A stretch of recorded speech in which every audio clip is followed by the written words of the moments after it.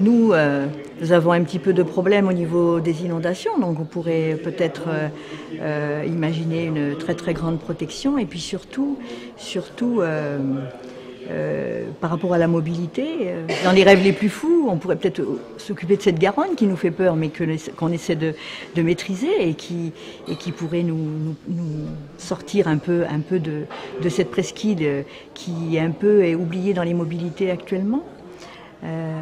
Et puis peut-être, si on veut poursuivre sur les inondations, on pourrait imaginer, puisque nous avons une grande parcelle où nous avions un très très grand projet avant Xynthia, et qui pourrait aboutir en imaginant des nouvelles façons de construire, peut-être une cité lacustre. Mais c'est des rêves, mais il faut bien rêver pour continuer. Bien, moi, je rejoins ma collègue de Josiane Zambon de Saint-Louis-de-Montferrand. L'un des enjeux forts des années qui viennent, ce sera la mobilité. Comme ma collègue l'a rappelé à l'instant, il faut faciliter le déplacement des habitants, d'autant plus que nos communes se développent. Enfin, je parle surtout pour Ambarès et La Grave, qui est quand même une ville qui aura bientôt 17 000 habitants, qui est au cœur de la presqu'île, qui n'a pas les mêmes problématiques que ma voisine. Mais pour autant, si on veut se développer, il faut aussi accompagner ce développement par la mobilité. Et aujourd'hui, le constat est le suivant. On dit que la rive droite a été dotée de nouveaux moyens de transport. Moi, je fais le distinguo entre la rive droite des Hauts-de-Garonne et la rive droite presqu'île. Si effectivement on peut faire le constat que sur les Hauts-de-Garonne, beaucoup a été fait, notamment avec l'arrivée du tramway, sur la presqu'île, il n'en est pas de même.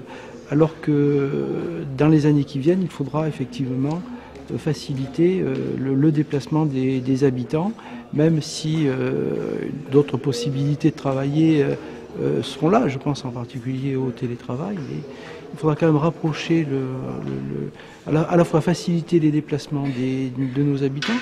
La population active de ma commune, c'est plus de 80% qui travaillent à l'extérieur, dont une grande partie sur la rive gauche.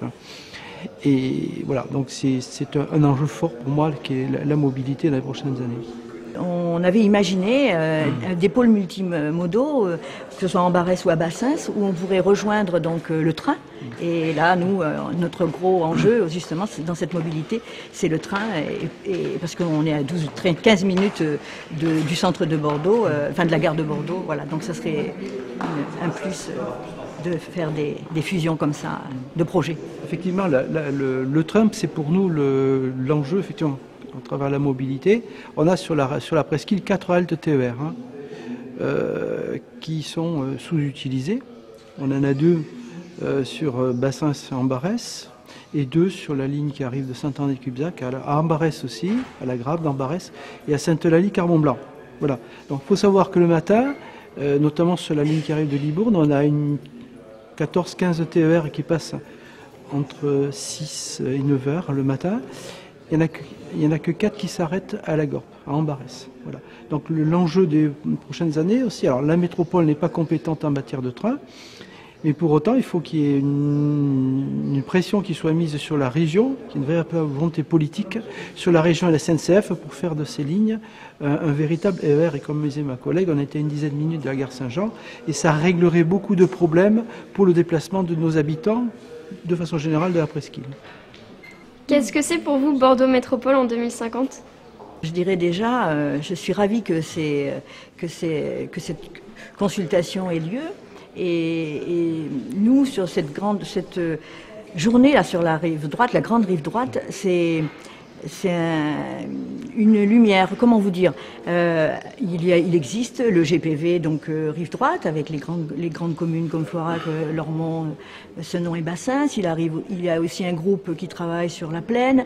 Et nous, la presqu'île, on n'avait pas trop de visibilité. Donc là, aujourd'hui, on va pouvoir avoir cette visibilité et donc avoir notre place justement dans cette métropole. On n'est pas oublié dans la métropole, c'est pas ce que je veux dire. Mais là, peut-être accroché pour des beaux projets comme l'économique, le tourisme. Je pense que sur le tourisme, on a une grande diversité sur la presqu'île qui peut être un atout vraiment pour la métropole et attirer les métropolitains. Je pense qu'il faut aller beaucoup dans ce sens. Alors 2050, pour moi, c'est une métropole effectivement où on aura avancer sur le règlement d'un certain nombre de difficultés que le connaît aujourd'hui. Et en particulier pour les rives droites, c'est une rive droite qui avancera, qui aura avancé de la même façon en termes de développement, avec les atouts qui sont les siens. Josiane Zambon parlait du tourisme, effectivement. C'est cet équilibre qu'il faut trouver ou conforter entre l'urbain et la nature. Sur la presqu'île d'Ambès, on a la chance d'avoir une zone Natura 2000 qui s'appelle les Marais de Montferrand. Voilà, et il y a une valorisation de ces territoires qui a été réalisée à travers notamment ce qu'évoquait Mme Zambon sur le tourisme en particulier. Grand potentiel au niveau du fleuve avec des fenêtres qui peuvent être aménagées, c'est ce qu'on essaie de faire sur notre commune, Bassins aussi, donc des parcelles qu'on dédierait à la promenade et au bien-être, au lieu de vivre. Voilà.